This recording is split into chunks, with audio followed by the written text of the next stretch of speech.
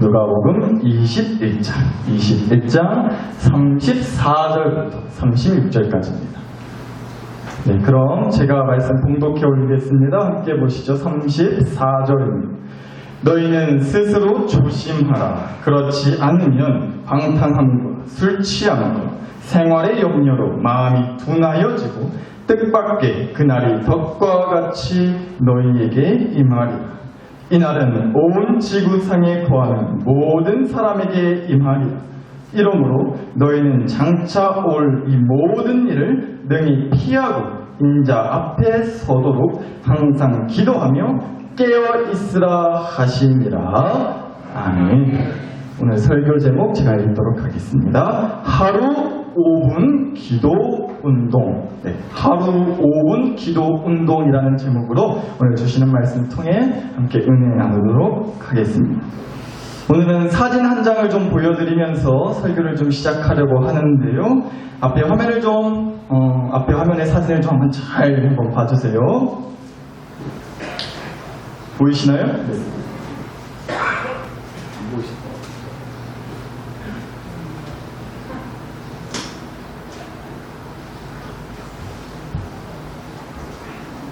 이게 혹시 무슨 사진인 줄 아세요? 예, 어떻게 아셨어? 네, 저는 맞아요. 네, 봤는데, 당연히 모르실 수밖에요. 어떤 사진이냐면요, 저희 집 첫째 딸내미가 이제 산부인과 병원에서 태어났는, 넘치는 기쁨과 그 감동의 물결에 아주 그냥, 눈물이 차올라서 어쩔 줄 몰라 하는 모습을 같이 있던 저희 처형이 찍어준 사진입니다. 보시다시피 이때가 한 6년, 7년 전쯤이에요. 그립습니다. 다른 것보다도 사진을 모처럼 보니까 머리에 은혜가 풍성하잖아요. 그렇죠? 너무 부러워요. 이때로 돌아가고 싶은 마음이 들 정도로 다른 건 모르겠고, 예, 참 그렇습니다. 여튼간에 드디어 이제 10달 동안 엄마 뱃속에 있던 제 첫째 딸을 실제로 보고 나서 눈물이 앞을 가리는 거죠. 어쩔 줄 몰라서 막 감동받아가지고 막 이러고 있는 그런 표정과 자세인데요. 사실은 요즘도 그런데 저희 딸내미들을 볼 때면 이런 포즈를, 자세를 취할 때가 좀 많이 있습니다. 이러고 있을 때가 너무나도 많아요. 어떨 때 그러냐면요, 얘네 딸내미를 어떻게 하면 좋다냐, 죽일까 살릴까, 이런 마음이 들 때가 있어요. 그 무섭다는 미운 7살이 됐단 말이에요. 그래가지고 얼마나 말대꾸를 하는지 모르겠습니다. 그래서 뭔 말만 하면요, 왜요? 왜? 이러고 있어요. 뭔 말만 하면 그래요. 밥 먹고 나서 이제 잠 자기 전에 뭐 해야 돼요? 양치해야죠. 치카해야 되잖아요. 그래서 치카하고 자자, 치카해야지, 빨리 치카해라. 그러면요, 여지없이 왜요? 또 시작돼요. 그래서 제가 그래야 이빨 안 썩지? 그러면 뭐라 할까요? 또 왜? 그러는 거예요. 그래서 그래야 치과 안 가지? 그러면 또 왜? 이러는 거예요. 그래야 이빨 안 뽑으니까 라고 하면 또 역시 왜? 이러고 있단 말이죠. 그럴 때면 진짜 그냥 이빨을 뽑아버리고 싶은 마음이 들 때가 있는데, 여튼간에 지나게 말대꾸를 하는 그런 요즘을 보내고 있습니다. 근데 여러분, 제가 이런 얘기를 들으려고 한 건 아니고요. 사진 보시듯이 정말 제 첫 애가 태어난 날을 저는 평생 잊을 수가 없습니다. 아내가 제 기억에 한 4시간 정도 진통을 했던 걸로 기억을 하는데, 그렇게 진통을 겪고 나서 이제 드디어 응애 소리가 터져 나오고, 남편분 들어오세요 해서 제가 분만실로 들어갔단 말이에요. 제가 그렇게 분만실에 들어가서 가장 먼저 했던 일이 뭘까요? 생각하시는 동안 불 좀 켜고 오겠습니다.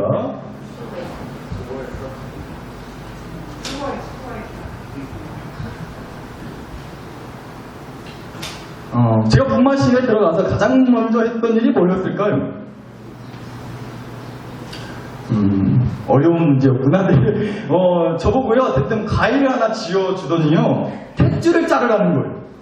그게 가장 먼저 하는 일이었어요. 그런데 여러분, 제가 딱 그 가위를 들고 서 있는데 세상 그렇게 손이 벌벌 떨리는 거예요. 아니, 그냥 가위질 한번 하는 거예요. 별거 아니고 그렇게 큰일이 아니잖아요. 그런데도 실수할까봐, 그것마저 뭔가 잘못할까봐, 뭐가 잘못될까봐, 잘못 잘라서 피라도 막 어떻게 잘못되는 거 아닐까봐.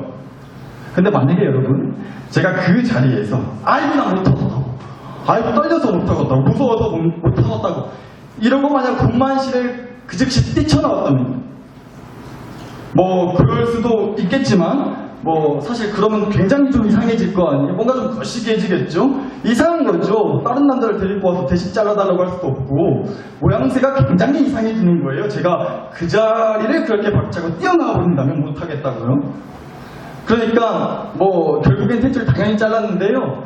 아빠인 제가 탯줄 잘라야 한다는 겁니다.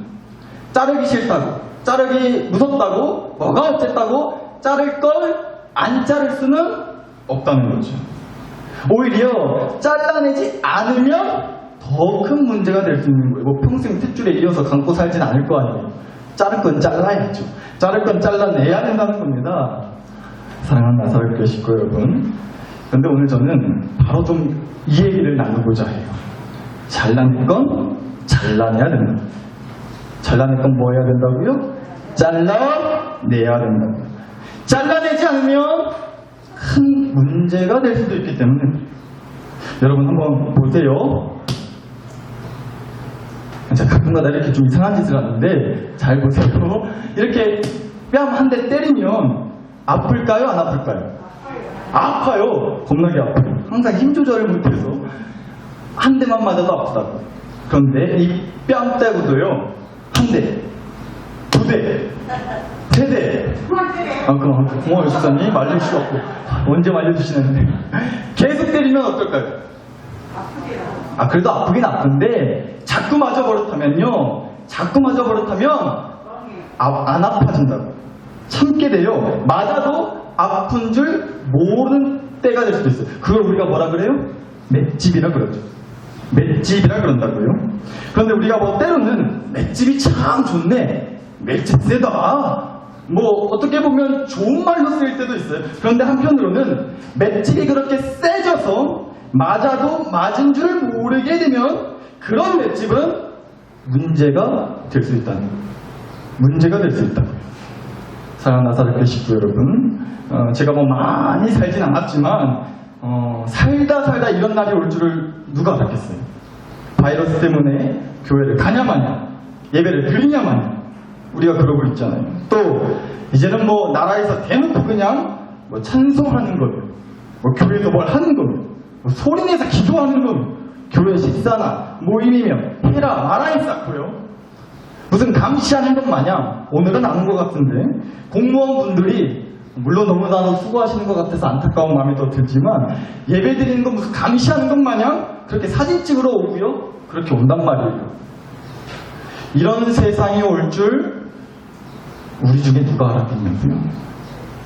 그런데 뭐 믿음으로, 사랑으로 이해하고 협조해 줄 건 해줘야 된다고 거듭 말씀드려요. 좋다고요. 뭐 좋아요, 괜찮아요. 그런데 제가 문득 이런 마음이 좀 밀려왔어요. 이게 점점 우리 생각보다 지금 몇 달 되고 있잖아요. 뭐 앞으로 더 얼마나 될지 모르고요. 우리 생각보다 이게 점점 길어지면 길어질수록, 또 길어지다 보니까 어느샌가 우리 안에 맷집이 생겨버리지는 않았냐고. 맷집이. 아무리 믿음으로, 사랑으로 이해하고 협조한다 해도 탯줄 잘라내듯이 잘라내야 할 거는 누가 뭐래도 확실히 잘라내야 하는데, 그래서 혹시라도 우리 안에 생기지 말아야 할 이상한, 아주 요상한 맷집이 생기지 않도록 해야 하는데, 우리가 언젠가부터 모르게 이게 시간이 점점 길어지다 보니까 요상한 맷집이 생겨가고 있는 것은 아닌지, 우리가 오늘 그거 좀 솔직하게 따져보자는 겁니다. 코로나 때문에 여러 안전상의 이유로 예배 시간을 의도적으로 줄였어요. 마스크 쓰고 소독하고 서로 떨어져 앉고 그렇게 하고 있죠. 그렇지만 그것에도 불구하고 더 조심하기 위해서 뭐 찬송 시간이라든지 뭐 이래저래 여튼간에 침이 튈 수 있는 시간들은 제가 가감히 생략을 하고 있습니다. 또 여간 예배를 드리러 오는 걸음이 여러분도 무겁고 어쩌면 불안해 하실 거라고 충분히 이해를 해요. 그리고 실제로 그래서이기도 하고 또 뭐 이런저런 사정과 이유로 안타깝게 꽤 오랜 시간 우리가 함께하지 못하고 있는 우리 식구들이 있어요. 우리 교회 식구들 말이죠. 좋아요. 뭐 몇 번 예배 못 나오신 것 같고 뭐라 하는 게 절대 아니고요. 그런데 정말로 제가 마음에 걱정과 심지어는 두려움으로 밀려오는 것은, 그러다가 보니 점점 요상한 맷집이 생겨서 영영 교회와 멀어지시면 어떡하나, 그 걱정까지 드니까 마음이 아픈 거예요. 가슴이 아파오더라고요. 아니 근본적으로 우리가 점점 이런 시간이 길어지다 보니까 점점 하나님보다는 상황은, 하나님보다 코로나라는, 하나님보다 사람들이라는 그런 탯줄을 가감히 잘라내지 못하고, 아무리 하나님이 흔들어 깨우고 말씀으로 때리셔도 요상한 맷집이 생겨서 점점 혹시라도 무뎌져 가고 있는 것은 아닌지, 익숙해져 버리고 있는 것은 아닌지, 우리가 오늘 좀 솔직하게 좀 따져보자라는 겁니다. 사랑하는 나사렛 교회 식구 여러분, 오늘은 아예 그냥 확실하게 말씀드리고 시작을 할게요. 진짜로 우리가요, 그렇게 무뎌질까 두렵습니다. 익숙해질까봐 두려워요. 이런저런 상황 때문에 교회에 모이고 예배를 드리는 데 있어서 뭔가 예전 같지 못함이 더 시간이 지나면 지날수록 안타까워지고 더 간절해져야 할 텐데, 오히려 이런 분위기에 우리가 무뎌지고 익숙해져 버릴까봐 두렵다라는 거예요. 여러분, 이거 정말 보통 일이 아닐 수 있습니다. 어쩌면 정말로 우리 교회뿐만 아니라 한국교회가, 세계교회가 큰 위기일 수 있어요. 그러나 이전에도 말씀드렸죠. 위기는 뭐라고요? 곧 위대한 기회라고 말씀드렸어요. 따라서 오늘 이 말씀 드리는 거예요. 위기인데 곧 이때를 기회로 여기자라는 겁니다. 언젠가부터 어쩌면 무뎌지고 익숙해져 버려서 맹탕이 되어버린 우리의 신앙을 흔들어 깨울, 다시 살릴 수 있는 위대한 기회로 믿으실 수 있기를 간절히 바랍니다. 사랑하는 나사렛 교회 식구 여러분, 그래서 이것부터 우리가 분명하게 지금 하고 가자는 거예요. 우리요, 부디 무뎌지지 맙시다. 익숙해지시면 안 되는 거예요. 더 안타깝고 더 간절해지셔야만 돼요. 근데 그럼 어떻게 해야 하느냐, 이 질문이 나오죠. 그래서 이 질문에 대한 답이 바로 오늘 주신 말씀이겠더라고요. 오늘 주신 누가복음 21장 34절로 36절, 이 21장 전체의 말씀은 이제 마지막 때에, 그러니까 십자가에 달려 죽으시고 3일 만에 예수님이 다시 부활하셔서 승천, 하나님의 보좌로 돌아가신 우리 예수님이 다시 이 땅에 재림하실 그 마지막 때에 우리가 어떻게 하고 있어야 하는지를 말씀해 주시는 건데요. 뭐라 하셨느냐? 먼저 앞서 말씀드렸던 그 문제점들을 역시나 지적하고 계세요. 다시 볼게요. 34절입니다. 너희는 스스로 조심하라. 그렇지 않으면 방탕함과 술 취함과 생활의 염려로 마음이 둔하여지고 뜻밖의 그날이 덕과 같이 너희에게 임하리라 라고 하셨죠. 방탕함과 술 취함과 생활의 염려로 마음이 둔하여질 것이다. 그러니까 뭐예요? 무뎌지고 익숙해질 수 있다는 거예요. 제정신 못 차릴 수 있다는 거죠. 하나님한테도 말이에요. 예배에도 말이에요. 교회에도, 말씀에도 끔쩍 안 하는 아주 요상한 맷집이 생겨서 신앙이 무뎌지고 둔해지고 익숙해질 수 있으니 스스로 뭐하라? 조심하라고 말씀하신다고요. 근데 여러분, 어떻게 조심하라고요? 어떻게 조심하라고 하세요? 바로 여기에 답이 있습니다. 36절이요.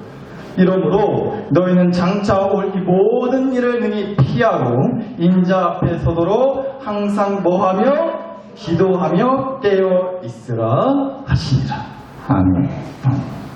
둔하여지고 무뎌지고 익숙해지지 않도록 분명 깨어 있으라고 하셨어요. 그런데 깨어 있으라는 게 뭐 그냥 두 눈 부릅뜨고 할 일 없이 그냥 깨어 있으라는 게 아니고, 뭐 하며 깨어 있으라고요? 기도하며 깨어 있으라고 하셨다고. 바로 이게 답이라는 겁니다. 그래서 말씀을 드립니다. 여러분, 우리 기도합시다. 기도해야 돼요. 기도해야 될 때라는 겁니다. 근데 보세요. 안에 소리가 작죠? 우리가 사실 좀 그런 것 같기도 해요. 기도합시다. 기도하자고요. 기도하세요. 이 당연한 말이 너무도 뻔하게 들리는 거죠. 너무도 뻔한 말처럼 들려서 하나 은혜가 되지 않아요. 기도하다는 말. 기도해야 된다는 말이. 기도? 당연히 해야 하는 거지. 그냥 그렇게 받아들인다고요. 여러분, 맞아요. 세상 어떤 종교라고 할지라도 다 기도해요. 우리 교회뿐만 아니라 어디 가도 다 기도한다고요.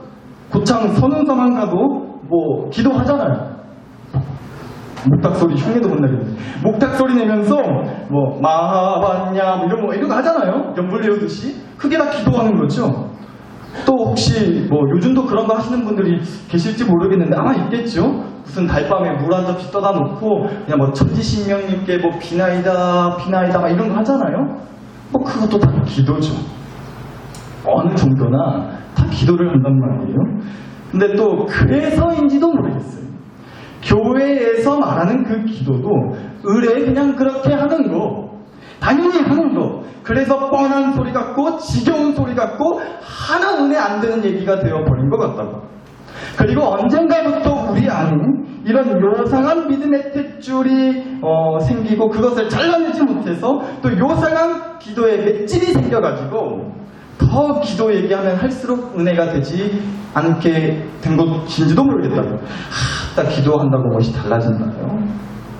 나도 기도 꽤나 해봤다고. 내가 기도 안 해본 줄 아냐고. 나도 할 만큼 해봤어. 근데 기도한다고 하나 달라진 거 없구나.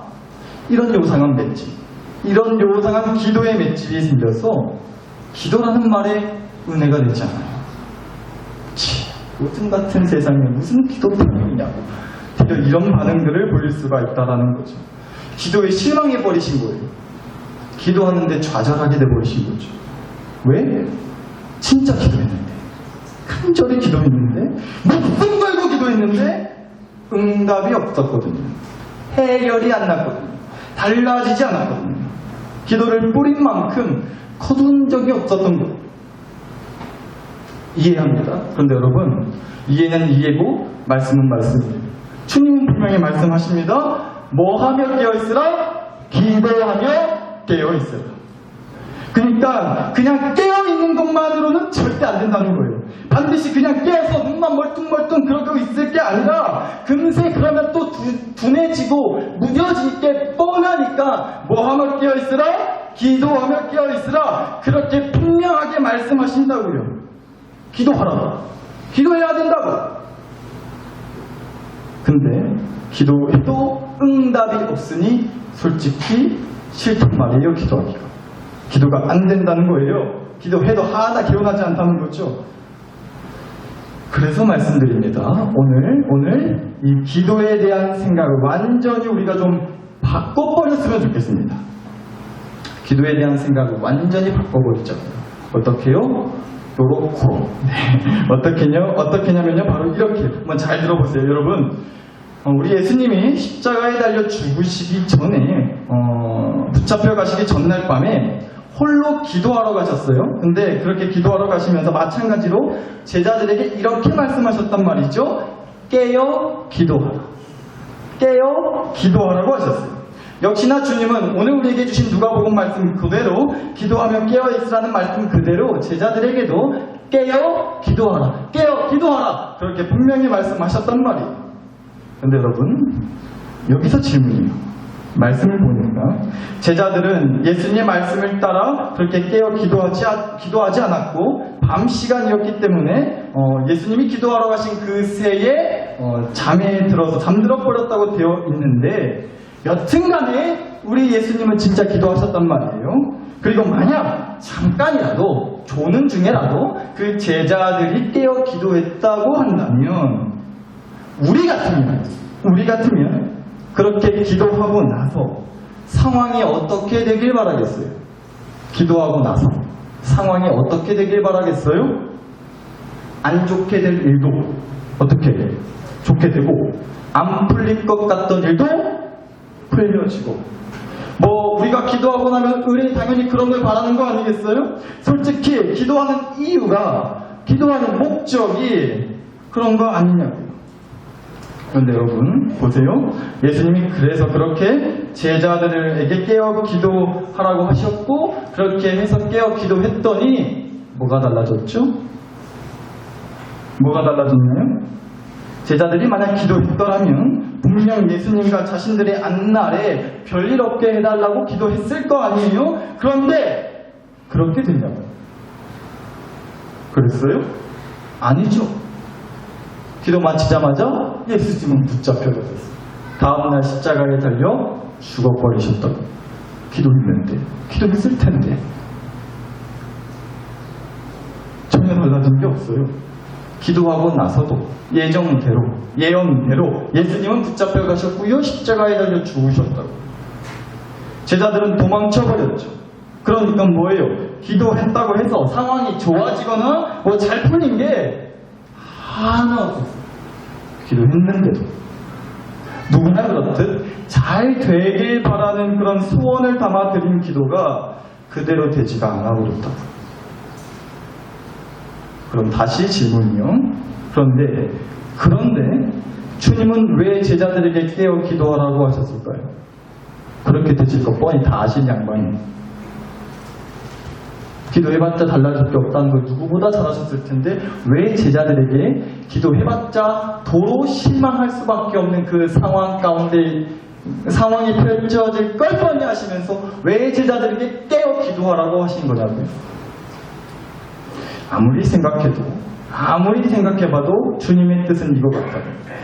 이렇게 한번 얘기를 드려볼게요. 여러분 혹시 망시로 라는 말 들어봤어요? 망시로. 이게 혹시 무슨 뜻인지 아시는 분? 망시로. 이게 무슨 뜻인지 아시는 분 혹시 없으세요?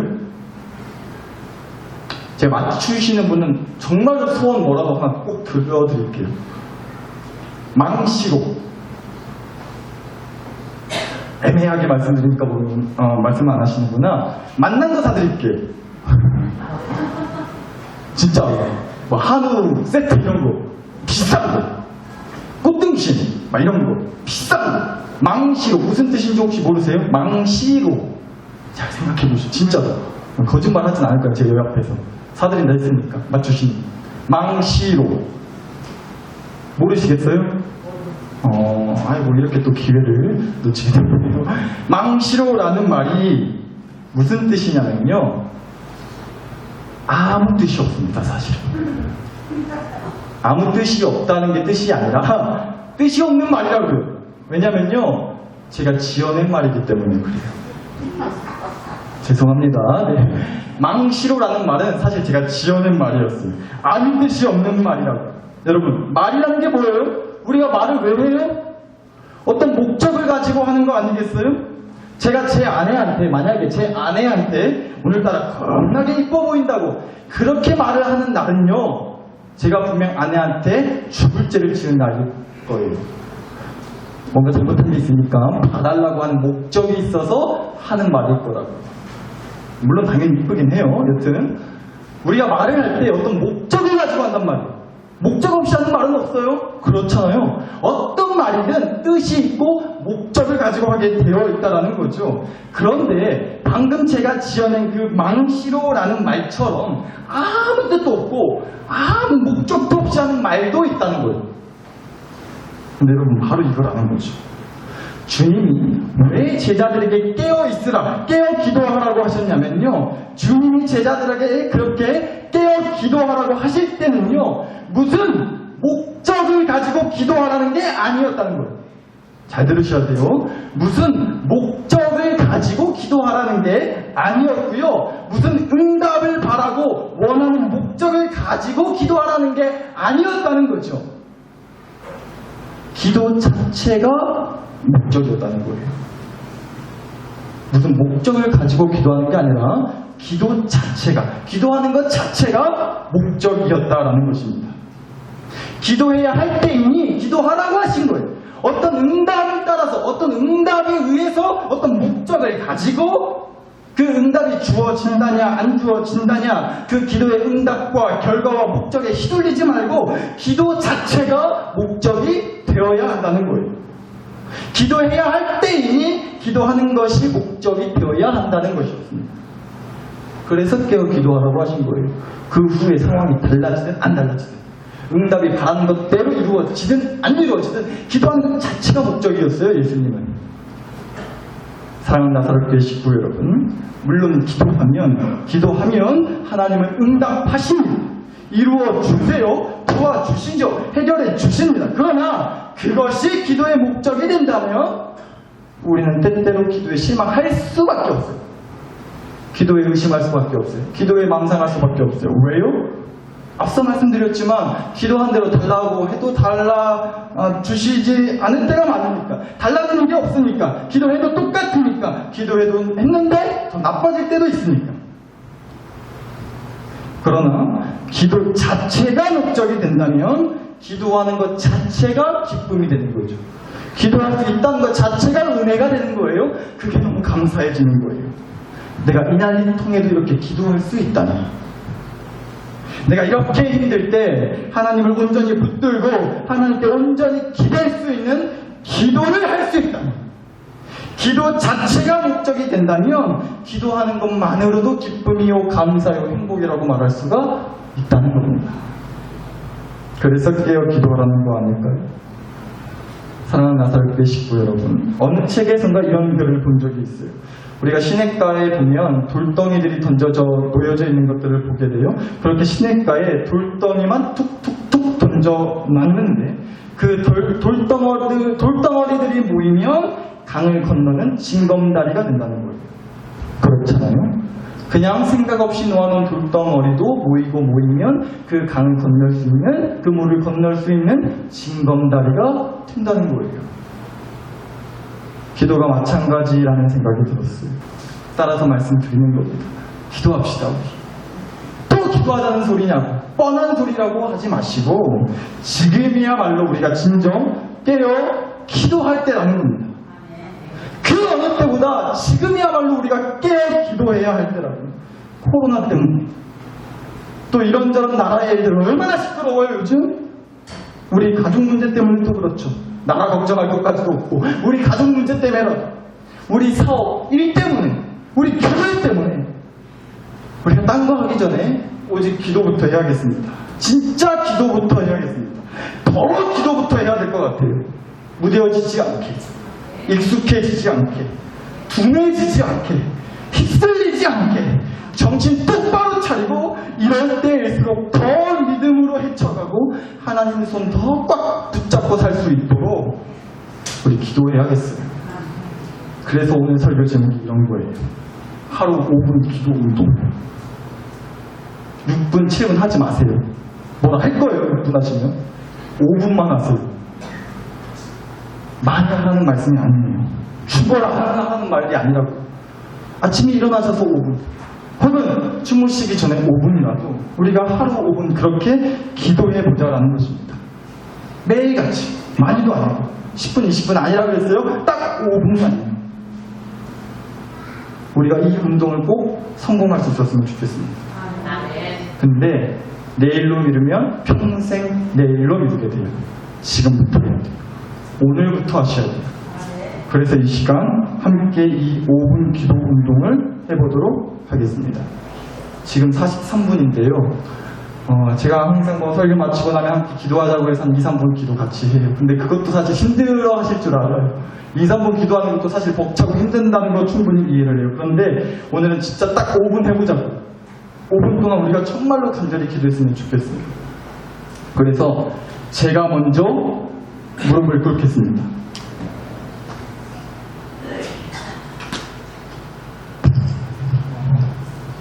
여러분은 무릎 안 꿇으셔도 돼요. 여러분, 제가 특별히 이번 주일 설교 준비하면서 천만이 뼈저리게 반성하고 정말로 회개했습니다. 그동안 제 무릎팍이 너무나 멀쩡했던 거예요. 예배 시간이라고 여러분 앞에서 괜히 쇼하는 게 아니라 정말로 뼈저리게 반성을 했어요. 제가 너무 안일했고 이 종놈이 너무나도 절실하지 못했던 것 같아요. 누구보다 더 기도해야 했던 제가 더 기도하지 않았고, 그러면서 주제넘게 오늘 기도하자는 얘기를 하고 있다는 게 지금도 너무나도 감당할 수 없을 만큼 죄송함이 밀려와요. 근데 여러분, 뭐 여튼저튼 지금까지 했든 안 했든 오늘부터 하자니까요. 하루 5분 기도 운동. 지금부터 5분 동안 기도하는 겁니다. 정말로 기도해야 될 때입니다.